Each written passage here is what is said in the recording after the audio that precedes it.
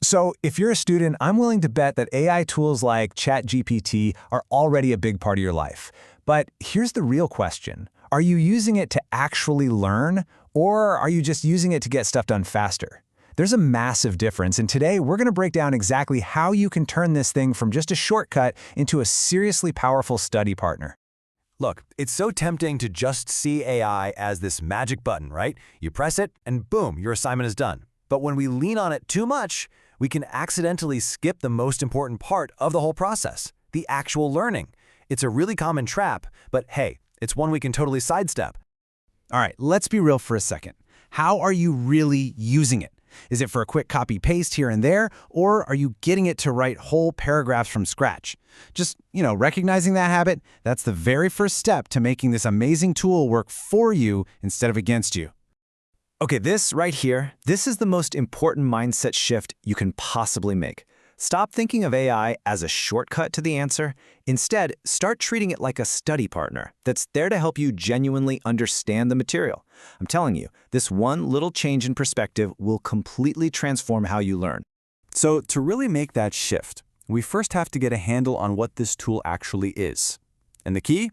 The big idea is to see it as your assistant, not an authority. So, at its very core, ChatGPT is what's called a language model. And what does that mean? Well, it means it's an incredibly powerful pattern matcher. It is not a thinker. It predicts the next word based on a gazillion bits of text it's been fed. It doesn't actually know that photosynthesis is real. It just knows that those words tend to show up together in a certain order. So trusting it blindly, yeah, that's a recipe for disaster. So here's the good way to think about it.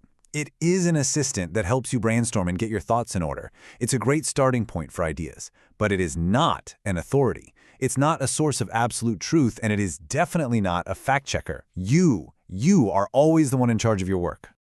And, just like any study partner, ChatGPT has its own strengths and, let's be honest, its weaknesses. Knowing what those are is the key to making this whole thing work. I mean, you wouldn't ask a star quarterback to perform brain surgery, would you? The exact same logic applies here. Okay, check out this report card. It basically says it all. ChatGPT gets an A+, for explaining tricky concepts, summarizing huge chunks of text, and helping you structure your ideas. But, and this is a big but, it gets a flat-out F for verifying facts, providing real citations, and knowing your university's specific rules. The takeaway here is super simple. Use its strengths for sure, but never, ever trust it with its weaknesses. All right, this brings us to what might be the most important part of this whole thing, the ethics. How do you use this incredible tool without, crossing the line into academic misconduct? Well, there's one simple rule you've got to remember. This is it, the golden rule. Seriously, memorize this, write it on a sticky note, whatever you gotta do.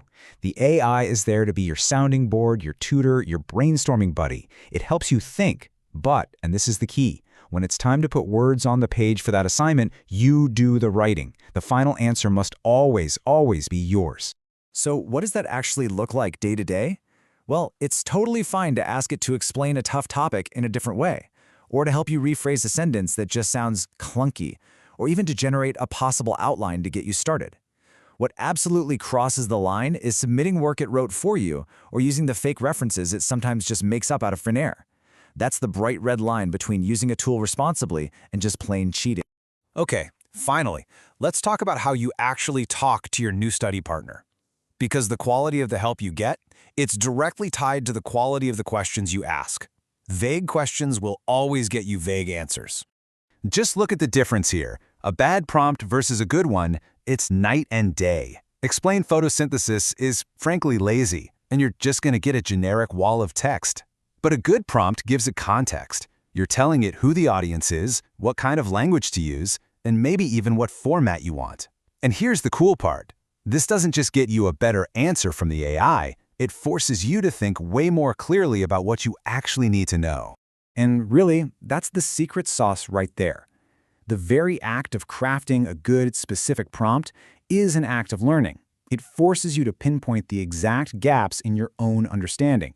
So you got to remember, better prompts don't just create better AI answers, they create better, more focused learners. They make you smarter. So here we are at the end, and the question really comes back to you. Now that you know all this, what's your next move? Are you going to keep using this thing as a tempting little shortcut? Or are you going to level up and turn it into what it's meant to be? Your own personal, incredibly powerful study partner. The choice, and ultimately the learning, is all yours.